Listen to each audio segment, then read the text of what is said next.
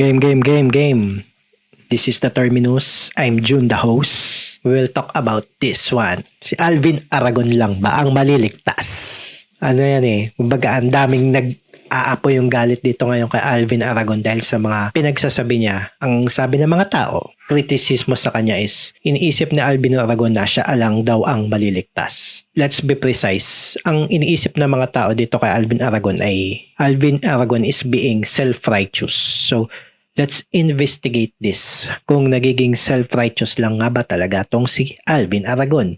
First, syempre, alamin muna natin yung ibig sabihin kung ano yung ibig sabihin ng self-righteous. Madalas tayo pag nadadala tayo ng emosyon, pag yung nauna na yung galit, yung inis, nagbabato tayo ng mga salita na hindi naman natin naiintindihan.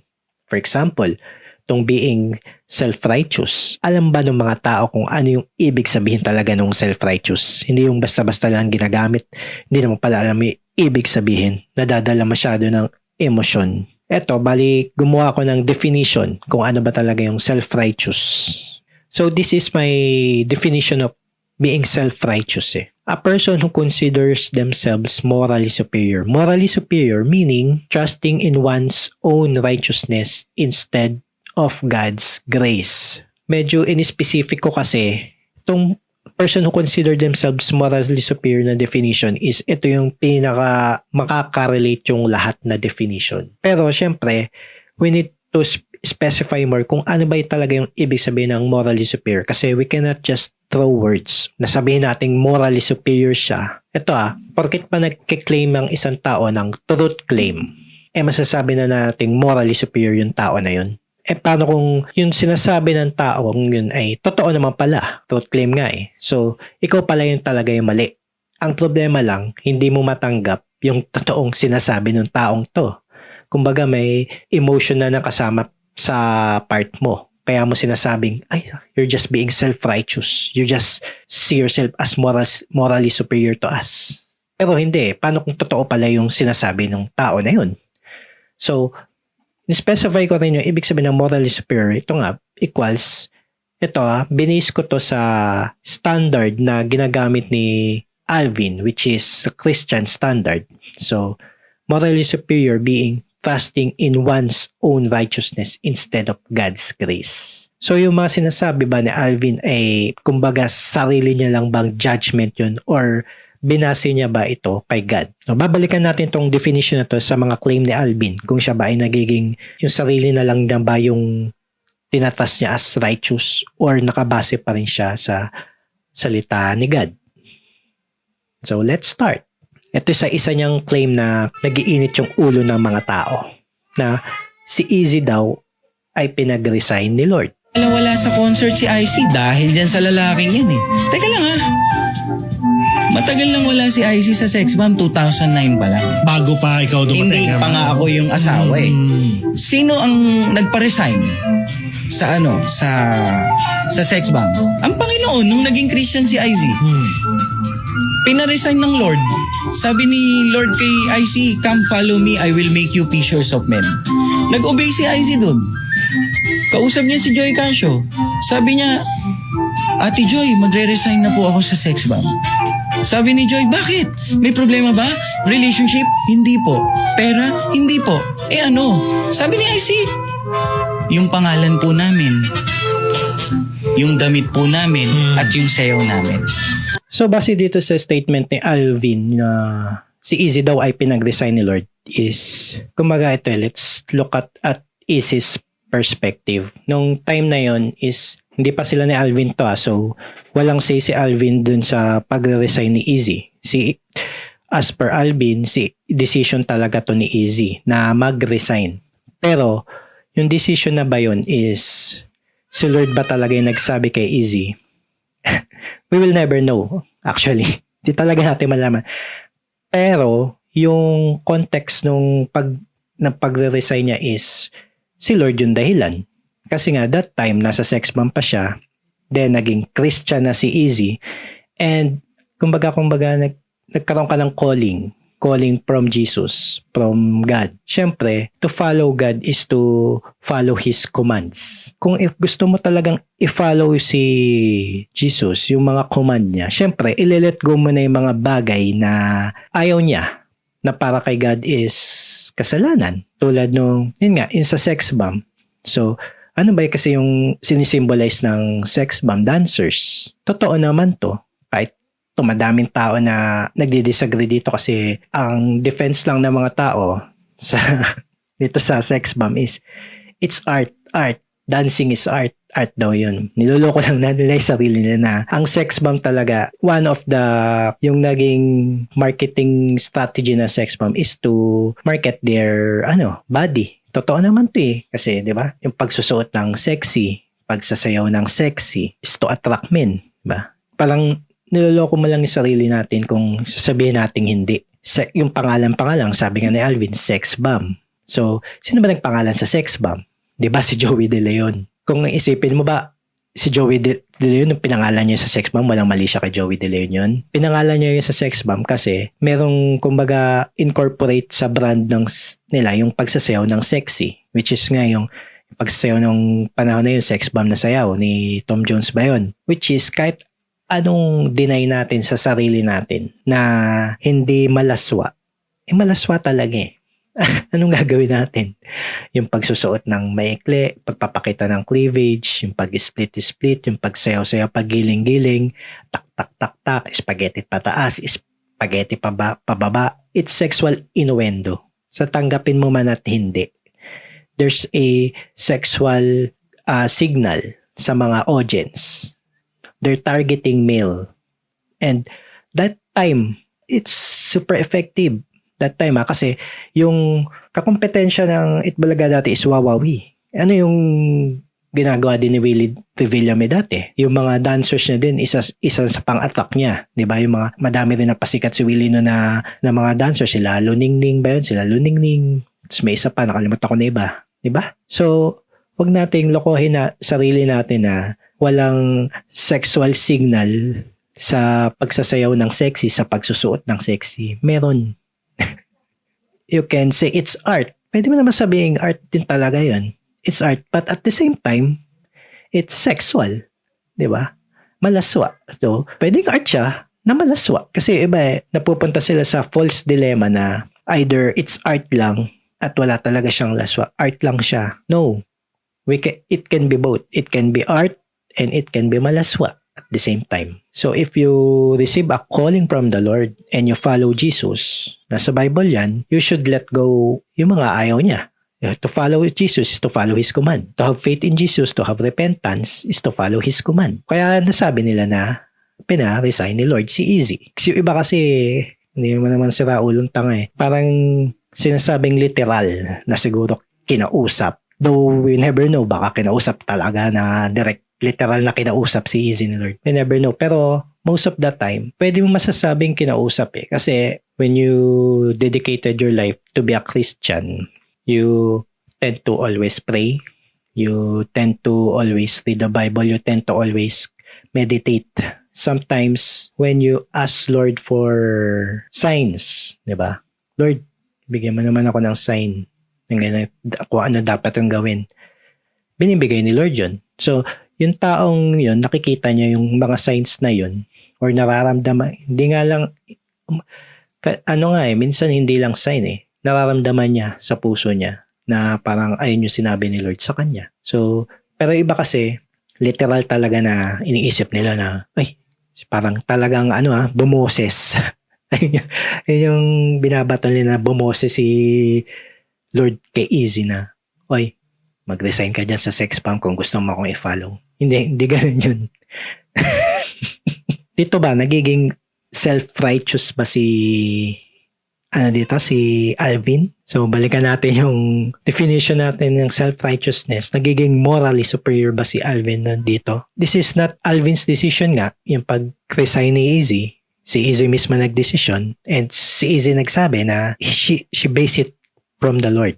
So, wala ko na nakikitang pagiging self-righteous dito ni Alvin.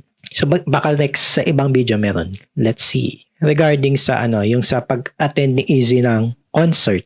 nung sex bomb. Piling ko ito talaga yung nagpuputok yung mga butchi ng mga tao eh. Bitter. Siguro bitter. Bitter kayo na hindi na kompleto yung sex bomb. Piling ko yun eh. Diba? I think na bitter lang yung mga tao kasi sayang. Reunion, hindi na kompleto yung sex bomb. Wala si Izzy, diba? Kumbaga kaya siguro nadagdagan yung inis nila dito kay Alvin. Sex bomb. Ano ba yung sex? Sex is actually created by God. Iwas doon. Hindi pleasing yun. Hindi maganda impluensya sa mga ibang maraming tao sa Pilipinas, sa mga bata especially. Second, yung damit. Yan. May damit kasing gagalangin ka. Pero may damit na kita yung cleavage mo at saka legs. Walang lalaking magnanasa. Kung maayos ka manamit, maraming lalaki gusto makakita ng cleavage at saka legs eh. Kahit nakasitro ka pa. Oh, anong sabi ni Jesus? If you look lustfully at the woman, you are already committed adultery in your heart. So, sinasabi mo, yung mga... Tingnan mo pala ng babae yan, na nagnanasa ka, parang ginawa mo na yung physical act. Ano pa? Sayaw. Merong wholesome na sayaw. Merong sayaw na seducing. Sige, sumayaw ka ng seducing. Ano mararamdaman ng lalaki pag may sumasayaw na seducing ang atake? Pag wholesome, maayos naman masaya lang. Masaya lang eh. Sedu. Di ba? Pero pag seducing, naku, iba nararamdaman natin. Alam nyo yan, men. Alam nyo yan, mga lalaki. So, umiwas si Icy doon. Bakit? Yun ang will ni Lord eh. Ano bang mali sa pangalan? Based dito sa kwento ni Alvin, parang si Izzy mismo yung nag-decide na ayaw niya umattend dun sa sex bomb concert. Kasi nga, because of what their group symbolizes, di ba? It symbolizes lust, symbolizes sexual immorality, kalaswaan, and indecency. And totoo yung sinabi niya dito na Jesus push it further. Yung when it comes to adultery, diba? Ang adultery lang is usually is yun nga, ng babae ka. Diba? Adultery na yun. Pero Jesus push it further. Pati yung pag-iisip mo. Kung naisip mo na pinagpantasyahan mo ang isang babae na hindi mo asawa, adultery na rin yun para kay Jesus. Ito ang thoughts, diba? Lalo na mga intrusive thoughts, mahirap pigilin yan eh. Diba?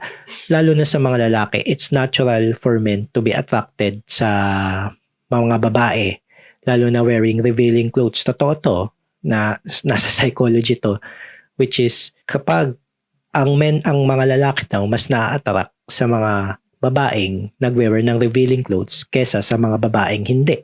This is based on study. So, if you follow the data, that logic na ang lalaki is more attracted sa mga women wearing revealing clothes, then it's justified na tama si Izzy na wag umattend nga dito sa sex bomb concert. Kasi nga, if she were revealing clothes in front of many spectators, and di lang yun hindi lang wearing revealing clothes, nagsasayaw pa sila ng sexy dances na, yun nga, which is, parang sexual innuendo rin yun eh. Para mo nang sinabi na, inaakit mo yung mga lalaki sa pagsuot ng revealing clothes at pagsayaw ng mga sexy dances. Ayun, ito pala naalala ko, may napanood ako na sinabi ni Alvin na siya mismo ayaw niya talagang magsayaw si Izzy dun sa concert kasi nga, bakit niya hahayaang mag-fantasize ang ibang lalaki sa asawa niya? If you are a good husband, you should protect your wife. Totoo naman. So based sa Bible, if you wear a revealing clothes, it will cause a stumbling block from other believers. So, kumbaga, tinetempt mo sila na maging makasalanan. Dapat iwasan natin. Go same boat sa mga babae din. Mga babae nga, di ba? Pag nakakita ng mga lalaki may abs, di ba? Hindi ba nila sinesexualize? Di ba sinesexualize din ng mga babae yung mga lalaki pag nakakita sila ng mga lalaking may abs? So, the same lang din sa mga lalaking nakakita ng babaeng naka-sexy attire. So, in this case ba, sa video na to, is nagiging self-righteous ba si Alvin Aragon? I think nakabase pa din naman sa Bible yung mga sinasabi ni Alvin. Kung hindi nyo matanggap, bahala kayo. Bitter lang kayo dun eh. Diba? Totoo naman eh. Bitter lang kayo, hindi na kompleto yung sex bomb no? So ito pa, sa anak ni Izzy na LGTB. Ilan taon siya nun? 8 years old, 9 years old. 8 to 9. Oo, hanggang 10 years old. Hanggang 10. Lalaking lalaki yan. May crush pa nga yan eh. Assignment, ako nagkukumpleto. Ay. Correct ko pag may mali. Kung mag-commute, Paano kinukorek? pag may kasalanan siya, kinokorek ko. Nag-shoplifter sa 7-Eleven yan, kinorek namin ni IC. Meaning di mo pinagbubuhatan ng kamay. Minsan, napicturean ko yun. Meron talaga akong anger. Kung ang complaint niya sa akin, yung grabing galit yung pinicturean ko siya. Kasi nung 7 si Andre, 6 years old, 5, 4, 3, 2, 1, ang nag-alaga si Lola, babae. Ganun talaga mga lola, no? Kasama pa si tita. Ano ang trabaho ng bata? Ang trabaho ng bata, yung ganong edad, mag-absorb ng nakikita, naririnig, at mga sinasabi mo. I-absorb niya lang. Ginagaya nila. Ang mga bata, parang sponge ng panlinis ng pinggan. Sip-sip lang ng sip-sip ng tubig at saka ng sabon. Ngayon, si Andre, ano na sip-sip? Yung pagiging malambot, ni Lola. Pag magsuklay, magkaiba ang lalaki at babae. Ang babae, malambot talaga yan. Ngayon si Andre lumaki kasama si Lola. Nasaan yung tatay? Yung tatay dapat nag-aalaga dun eh. Lumayas yan eh. Nalungkot ka Pumunta naman. ng Quezon province sa tatay niya. After 2 years, pagbalik niyan, nag-split. Nagladlad na. Bading na. Wala naman siyang kiniklaim na ano dito eh. There's no claim na against LGTB. There's an argument here na sinasabi nung iba na pinanganak sila na ganun na bading na, pero there's a counter argument na yung kabadingan is nakukuha sa environment. Let's observe. Observe nyo. Kasi ako, na-observe ko sa mga bading nakakilala ko. Usually, yung mga bading nakakilala ko is lumaki nga sila sa mga, kumbaga, sa nanay lang. Wala yung tatay. Usually yung tatay is OFW. Yung tatay is sundalo na lagi nadidestino sa malalayang lugar.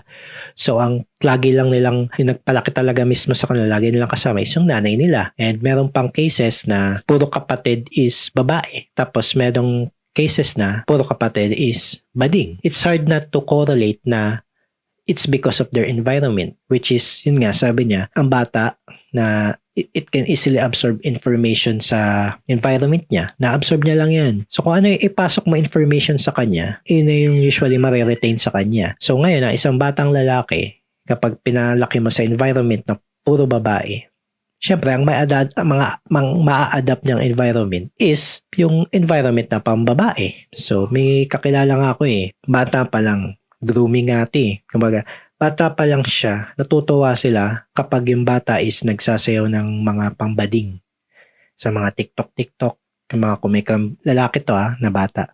Bata pa lang siya, tuwan-tuwa sila, TikTok, mga pambading, kumikembot-kembot. So, syempre, yung bata, nakikita niya natutuwa yung mga tao sa paligid niya na ginagawa niya yun. Kumbaga, yun ay laging ginagawa niya. Di yun, natuluyan siya maging bading. Kayo, i-observe nyo sa mga kakilala nyong bading kung ano yung dynamics nila, yung family dynamics nila lumaki sila. Usually, makikita nyo dyan na ang lagi nilang kasama is nanay nila. Yung tatay is either OFW, wala na, umalis na, hiwalay na, or mga sundalo na laging nadidestino sa ibang lugar. Ganun yan. Or, kapatid niya is puro babae. And, syempre, madalas din siyang sa nanay niya. Or, puro bading na rin yung mga kapatid niya.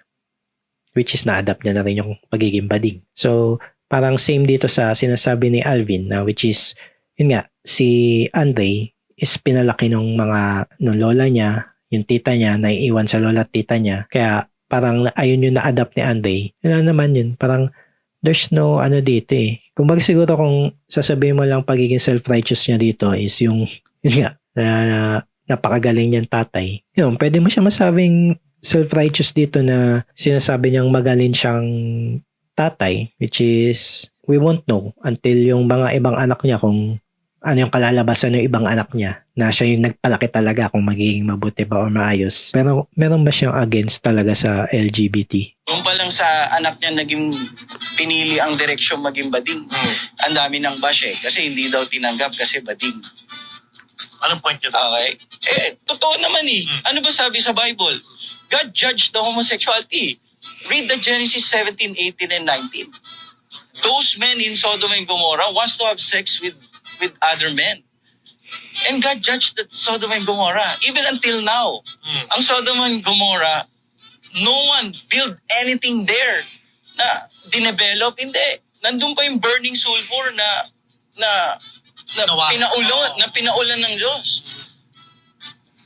Search nyo sa YouTube, makikita nyo yung evidence ng Lord doon. Ngayon, ang mabuting magulang, sasabihin mo sa anak mo kung ano yung huwag mong gawin. Di ba? Kasi mapapahama ka dyan pag ginawa mo. God will throw you to hell. If you continue to do homosexuality, mamuhay ka, and you don't want to believe in Jesus, I assure you, God will throw you to hell if you don't stop, if you don't repent and believe in the gospel. Dami din nag-iinit yung ulo dito kasi madami ngayon na parang inaano kasi, binabalik ko yung mga salita sa Bible just to affirm their sins. Especially itong kabadingan na to. Sa totoo lang, nasa Bible is homosexuality is a sin. Yun nga, sinabi niya, di ba, sa Sodom and Gomorrah and sa Genesis, ang kabadingan is against sa ginawa ng Diyos. So, it's a sin. So, meron ako nakita sa Facebook ba yun? Basta may nakita akong argument na, di ba, yung sinite ni Alvin ng mga verses is mga ano yan Old Testament. So sa Old Testament, lalo na sa Leviticus, talagang kinokondem yung pagiging homosexual. So, ang counter-argument na nakita ko sa Facebook regarding this is, kung sinasabi sa Old Testament na sin ang homosexuality, bakit yung mga dietary laws, yung mga pag-aahit ng balbas, 'di ba? Parang sinabi din yun sa Old Testament na huwag ka mag-aahit ng balbas, huwag kang kumain ng ganito, ng ganyan. But ayun, hindi natin sinusunod. Pero itong yung sa pagiging homosexual ngayon, ayun yung sinasabing sin, but natin sinusunod yan. And this is the isa sa mga argument, which is sa Old Testament kasi, ito yung sagot dyan Sa Old Testament kasi, there's different kind of laws na pinataw ni God. There's a moral law, there's a ceremonial law, and there's a civil law. So, yung 3 types law na to, yung moral law, ito yung universal law na sinusunod ng lahat. Ito, included dito yung 10 Commandments. Diba? Kung i-base natin sa logic nung argument na ba't yung pag-aahit ng balbas, yung mga dietary laws, ba't din natin susunod? I can say also na ba't yung 10 Commandments, ba't sinusunod pa natin, di ba? Napaka-importante ng 10 Commandments. Nasa batas natin yan, yung thou shall not murder, thou shall not steal, thou shall not commit adultery, di ba? Ganyan-ganyan. 10 Commandments yun. Ba't yun sinusunod natin? Kung i-base natin sa logic niya, dapat pati yun. Huwag na natin sundin yun. Nasa Old Testament yun Diba? Nasa Old Testament yun So, kasi nga, there's 3 kinds of law sa Old Testament. Yung moral law, universal law, there's a ceremonial law, and there's civil law. Yung moral law, ayun yung sinusunod natin hanggang ngayon na universal law, which is, ito yung law na incline with God's nature. If we violate this law, we're violating God's nature.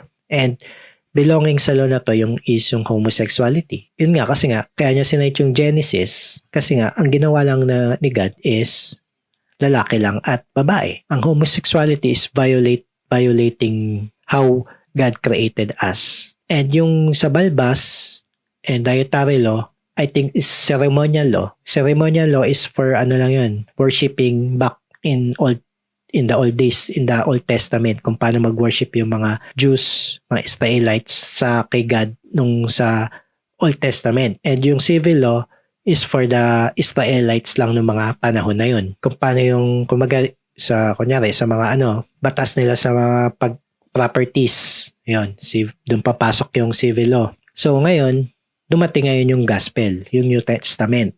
Si Jesus, inabolish na yung old laws, yung ceremonial law, tsaka yung civil law. Ayun na yung inabolish ni Jesus. Pero yung moral law is continuation pa rin yun. Inaffirm pa nga ni Jesus yung iba doon. Di ba? Yung adultery, thou shall not murder, ganyan-ganyan. Tapos, itong homosexuality, inaffirm din to sa New Testament. Nasa Romans to, nasa Corinthians, and nasa Timothy. So that's why we still follow this homosexuality as a sin. If you see your son, in their point of view, if you see your son is sinning, di ba? Hindi mo ba siya pipigilan? Medyo harsh kasi ito eh. Siguro ang ayaw lang ng mga tao dito is how Alvin say it. Nagtotone policing lang sila. Kung paano sinabi na Alvin na which is sobrang direct, may pagka-harsh, may pagka-mean. Pero so what, di ba? Ba't di nyo intindihin yung message? Di ba? Yung message is homosexuality is a sin na if you don't repent, nga sinabi niya sa uli, if you don't repent, you will go to hell. Kasi ang dami nang naniniwala na wala daw silang ginagawang masama. Talaga ba? Wala kayong ginagawang masama? Paano nyo nalaman na wala kayong ginagawang masama? Everyone sin. Kahit sino nakakasala in Christianity. Si Alvin din, ako, alam ni Alvin yan. Pero ang problema, yung ibang tao kasi, hindi nila matanggap na nagkakasala sila. So kung di mo matanggap na nagkakasala ka, paano ka magre-repent? So kung di ka nagre-repent, di ka mapupunta sa langit. Kasi ayun lang yung, that's the only way you can go to heaven is if you repent for your sins, to have faith in God, and Jesus bestow you mercy, and God's give you grace. Ganun ka lang mapupunta sa heaven. So kung hindi ka magre-repent, edi you're going away from God. Pupunta ka sa impyerno. So, nagiging self-righteous ba dito si Alvin? Parang hindi naman. Kasi, mga sinasabi niya dito is based pa rin sa Bible. Let's see naman from the other perspective sa anak ni Izzy. Kung ano ba talaga yung relationship nila. Kung masama ba talaga si Alvin. Yan ka ba? May mga times po na ganun. Kasi minsan, hindi din natin nakikita yung mga mali natin eh. So, minsan nanggagaling sa ibang tao po talaga. So, minsan may mga kinoconsider ako ng mga comments nila na, ay, ito tama tong comment na to. Ay, oo nga, no? Ngayon pa lang na-realize na tama yung comment na to. Pero may mga comments din naman po na alam mong medyo offensive. Yun yung mga hindi ko na po tinatanggap. So kapag nakakabasa ka ng mga balita tungkol sa mami mo at sa stepdad mo, anong nagiging pakiramdam ni Sofia? Alam po, una syempre nasasaktan ako for my mom. Kasi parang kahit na may mga lumabas kami ni issue, kahit gusto ko magsalita dun sa mga issue na lumabas sa amin, kailangan protektahan ko pa din siya at the end of the day. And mahal na mahal ko po kasi talaga yung nanay ko. Kahit hindi kami nagkikita na sobrang mahal na mahal ko siya. So, sobrang nasasaktan po talaga kapag nakakabasa ako ng mga comments na minsan hindi naman totoo. Ano yung mga hindi totoo na gusto mong linawin para lang mapanatag ang loob ng mga ibang netizen na, okay, yung anak na nagsalita, so hindi ito totoo. Yung anak na nagsalita, so ito yung totoo. May mga po kasi na gina-judge na sila because of religion, lalo si mama. And kung paano siya mag-decide. And ayun nga po na-share nila dun sa isang interview na bago sila sumalang sa stage or kung ano mang gawin nila, nagpe-pray sila, nanghingi sila ng guidance kung tama ba yung gagawin nila. Totoo po talaga yun. Ganun po talaga si mama. Nagpe-pray muna. Talagang kahit anong gawin niya, nag-a-ask po talaga siya ng guidance. Ganun. And yung mga tao parang misconceptualize nila yung parang lahat ba talaga ng bagay kailangan ipagdasal, ganun. Pero oo naman, as much as possible, dapat lahat ng bagay, kung kaya mo, ipagdasal mo. Kung Christian ka ha, kasi there's may kakaibang binibigay yung prayer, meditate. Kasi prayer is like a meditation. Meditate ka ng mga bagay-bagay, lalo na kung may gagawin kang importanteng bagay. You pray, you meditate, internalize mo yun. Isipin mo kung ano yung tamang gawin through prayer. And most of the time talagang mararamdaman mo na lang kung ano yung tamang gawin. Siyempre, dapat may enforcement ng wisdom. Of course, sa makuha wisdom na yun. Siyempre, magbasa ka din ng Bible and dagdagan mo ng prayer. Malaking tulong yun to live a life. Lalo na pag may mga big decisions ka. Ang hirap mag-decide. You pray, you meditate, you read the Bible. And most of the time, in my own experience, alam ko yung gagawin ko. And I don't know, I don't see anything wrong kung lahat ng bagay ipagdasal mo. May masama ba dun? Is it time consuming? Siguro di mo naman kailangan magdasal ng sobrang tagal. Though kung malaki yung big decisions, siguro yun, talagang kailangan mong magdasal ng tagal, kailangan mo talaga humingi ng signs, kailangan mo nang mag-meditate talaga ng gusto. Pero kung yung mga small decisions lang, mga maliit na bagay lang, konting thank you Lord lang, okay na yun. Konting Lord, please, itama niyo po yung gagawin ko ngayong araw. Lord, please support me. Lord, please give me courage. Ganun lang. Anong masama dun? Wala namang, kumbaga, hindi naman time consuming yun. As much as possible, if you're a Christian, magdasal ka. Malaking tulong yun. Di lang to kumbaga spiritual health. Also, it can help you mentally. That you know that nandyan si Lord para saluhin yung mga anxiety mo. Nandyan si Lord para saluhin yung mga kalungkutan mo. Sa pamamagitan ng pagdarasal, ipasa mo sa Kanya. Lahat ng problema mo, lahat ng iniisip mo, ipasa mo ka Lord. Ibigay mo sa Kanya yun. And malaking tulong yun sa mental health natin. Kasanayan mo yung ganong habit. Try nyo, malaking tulong yun. So ikaw may mga ganyan ka ba na sana hindi na dinasal, alam naman Lord na tama yung gagawin. Yung kanila po kasi parang confirmation na, Lord, anong gagawin ko na to ha? Ganun po kasi si Mama. Ako naman, as long as talagang wala namang mali sa gagawin mo, sa side ko po, go for it. Kung wala kang makatatapakan tao, sige lang. Ito yung sinasabi ko kanila, this is the problem. Paano mo nalalaman na walang mali sa ginagawa mo? Diba?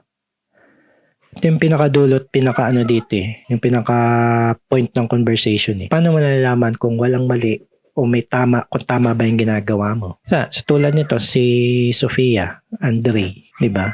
Paano nyo nalalaman na yung pagiging transgender niya is tama? Living a life of homosexuality ay tama? Paano nyo nalalaman yun? What is his justification of morality?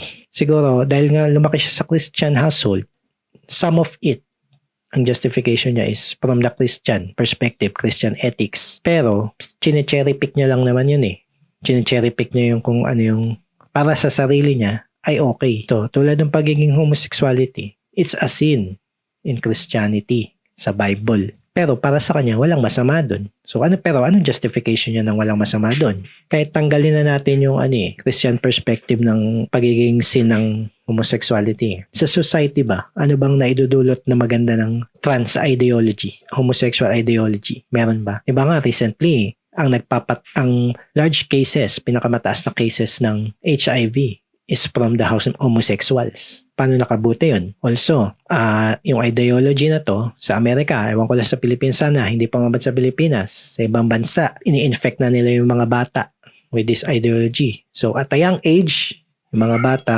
nag-iisip na magturok-turok ng hormones, magpa-opera agad. Bata pa lang yun, underage. Nag-iisip na nila yun because ina-affirm ng ideology na to. Yung mga pagpa-opera na yun, nakakasama sa katawan.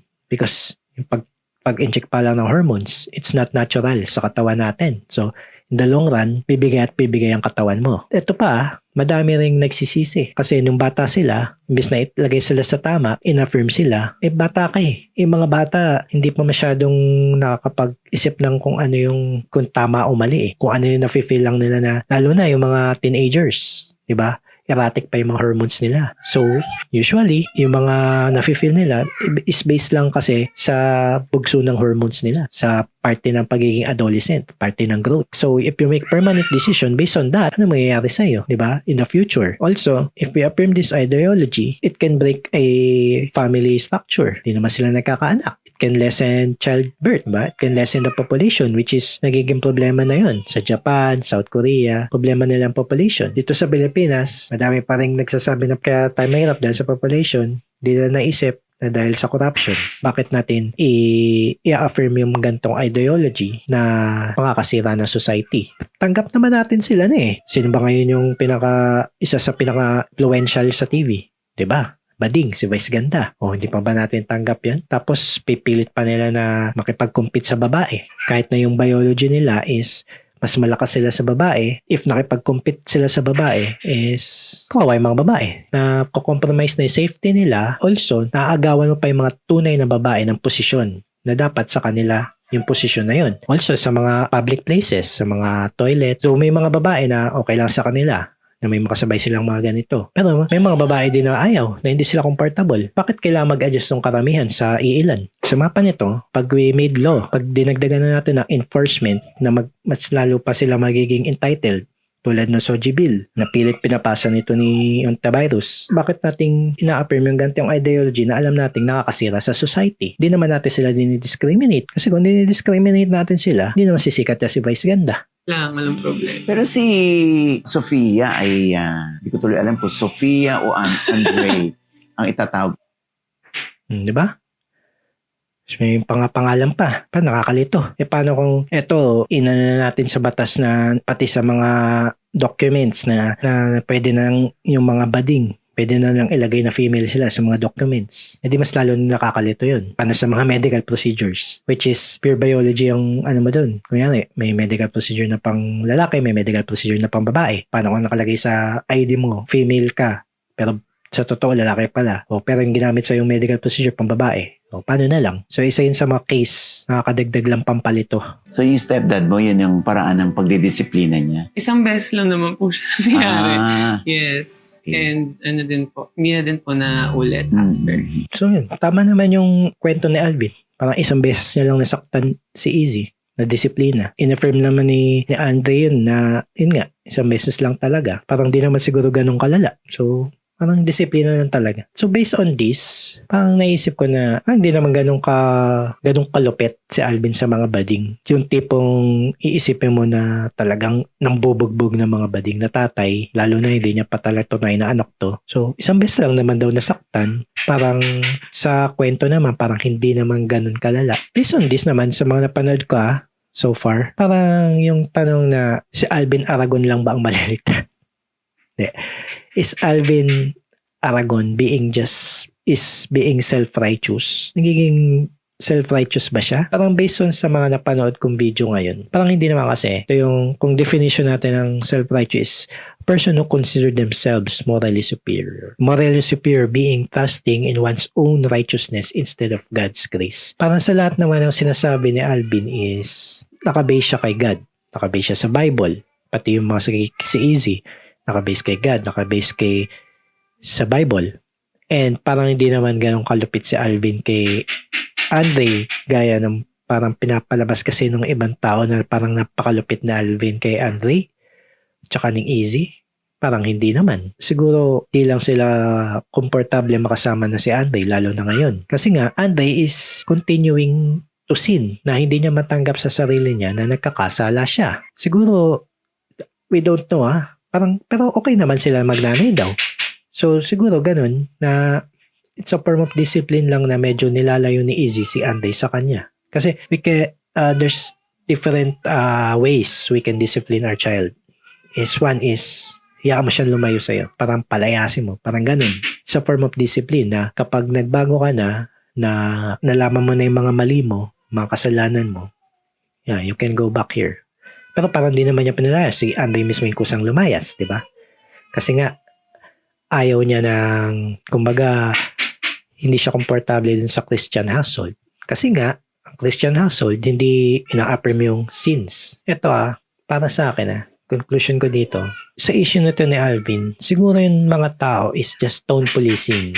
Hindi lang nila matanggap yung katotohanan na sinasabi niya. Ito katotohanan based on the Bible. Kasi kung di mo talaga ito matatanggap, kung hindi ka Christian, kung iba yung Diyos mo, kung atheist ka, hindi mo siya matatanggap talaga. Pero kung Christian ka, dapat matanggap mo to kasi this is based on the Bible. This is based on God. Yung mga sinasabi ni Alvin na kasalanan. Hindi na based sa sarili niya. Ito yung hindi ko mag-gets Kasi iniisip ngayon ng mga tao na si Jesus sobrang kumbaga, kahit magkasala ka, papatawarin ka niyan. Yeah, papatawarin ka ni Jesus pag nagrepent ka. Ang tanong, ano yung entailment ng repentance, ng forgiveness ni Jesus? So, pag nagrepent ka, you need to follow Him. Yung mga commands niya to sin anymore. Pero, syempre, magkakasala ka pa rin kasi it's impossible for us to not sin. Pero, pinagkaiba ngayon, kung talagang pinafollow mo na si Jesus, is you are humble enough na to admit na you are sinning. Yung mga pagkakasala na to, na nagagawa mo pa rin kahit alam mong pinafollow mo na si Jesus, humble ka na, alam mong mali ka, at ready ka pa rin na ipaghingi ng tawad kay Jesus at magrepent ng paulit-ulit. Pag nagkasala ka, magre-repent ka pa rin. And of course, syempre, you need to be active na wag nang gawin yung mga sin na to. Etong si Andre, you think kapag pinagtuloy niya yung pagiging homosexual niya. Nagre-repent siya. Hindi na yung pagiging humble kay Jesus. It's pride na yun. Nagkakaroon na siya ng sarili niyang morality nun. Na iniisip niya, wala naman akong ginagawa sama.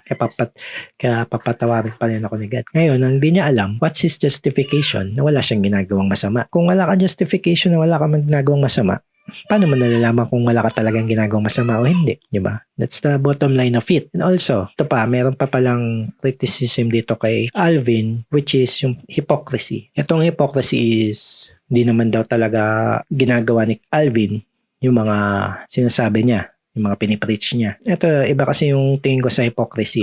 Hindi tulad ng perspective ng karamihan sa hypocrisy, which is yung kung ano yung pinipreach mo, dapat ginagawa mo. Ito yung inaano ko sa hypocrisy. Para sa akin, ang hypocrisy is, ito siguro, sige, let's say, hypocrite to si Alvin. I don't know kung totoo ba yung sinabi nilang dati siyang addict. Yung pa, isa sa binabato sa kanya, dati siyang addict. Para sa akin, so what? Dati siyang addict. Diba? Ano naman, kung dati siyang addict. Ngayon, kung tama na may mga sinasabi niya, kung based naman sa Bible, ano naman? Kung he's living a life na talagang sinusunod niya na yung mga nasa Bible. Ngayon, siguro kung nag-a-addict pa rin siya sa ngayon, siguro doon na parang magbabago yung usapan. Kung until now, ginagawa niya pa rin. Hindi natin alam, wala naman tayo evidence. So, if wala naman tayo evidence na ginagawa niya, parang hindi naman niya ginagawa. Nagbe-base lang tayo sa itsura niya na mukhang addict, which is, ito yung the way he delivers, na medyo aggressive, yung tone niya, yung the way he looks, parang dilat na dilat. I think parang sinasadya niya yun to create controversy. Para, yun nga, mag-trending siya. So, siguro, I don't know his real intentions behind kung bakit gusto niya mag-trending, kung bakit gusto niya magkaroon ng controversy. Pero, I assume na gusto niya talagang i-spread yung the word of Jesus, the word of God. So, hindi natin talaga alam kung gusto niya talaga ng fame. Pero we will never know until he say kung ano talaga yung pinaka-reason niya kung ba't ganun siya daw. Also, baka naman ganun talaga siya. Ganun talaga siya pag nag-deliver, ganun talaga yung itsura niya. Hindi na natin alam. Unless sabihin niya kung totoo o hindi. Tingin ko sa hypocrisy kasi is ganito. Let's say, ikaw, addict ka. Nagsashabs ka, di mo mapigilan kasi nga addict ka na. Tapos, alam ng anak mo na nagsashabs ka. Tapos, yung anak mo gusto din mag-addict ng anak mo. Nakita mo yung anak mo na magtatry. Pipigilan mo ba yung anak mo? Sabi mo, anak, tigil mo yan, mali ang gagawin mo. Pipigilan mo kahit sabihin niyang, tay, nay, kayo din naman ginagawa nyo. Naging hypocrite ka. Kasi di ba, you're being hypocrite kasi nga ikaw mismo, ginagawa mo yun. Tapos, sabi mo sa anak mo, wag niyang gawin kasi masama. Pero yung message, it's the same. It's masama.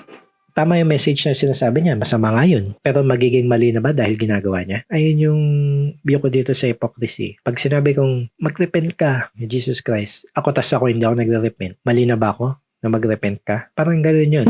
So, kung nagiging hypocrite si Alvin or hindi, wala na siya. basta kung ang focus ko lang doon is yung message na pinararating niya or kung tama ba o mali. Diba? Sana, karamihan sa atin, ganun mag-isip na ano ba yung message. Let's look beyond how he say it, kung ano yung itsura niya, kung ano ba yung klase ng pamumuhay niya. Let's focus na sinasabi yung message. Tama ba yung sinasabi nito? O mali ba to? Base ba to sa truth? O in this context, sa Bible siya nakabase, sa Christianity. Base ba sa Bible to? Ganito ba talaga yung turo ni God? Tama ba to? Diba? Let's look beyond the tone. Let's stop tone policing.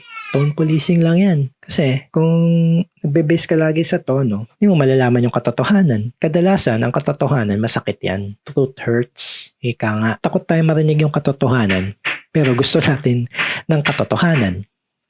For example, ngayon sa current issue ng flood control, gusto nating malaman yung totoo. Gusto nating malaman kung sino ba yung kasala dyan sa flood control na dyan. Sino ba yung mga dawit dyan. Gusto nating malaman yung totoo. Kaya simulan mo sa sarili mo. Huwag kang matakot sa katotohanan. Always search for the truth and master mo yung emotion mo na huwag lang basta-basta ka magfo-focus sa the way people delivers it, the way yung posture ng people, kung ano yung tsura ng tao. Mag-focus ka dun sa sinasabi ng tao, yung message niya. Tama ba to? May katotohanan ba dito? Yun lang naman sa akin. So, next time na lang ulit. Pagod na ako.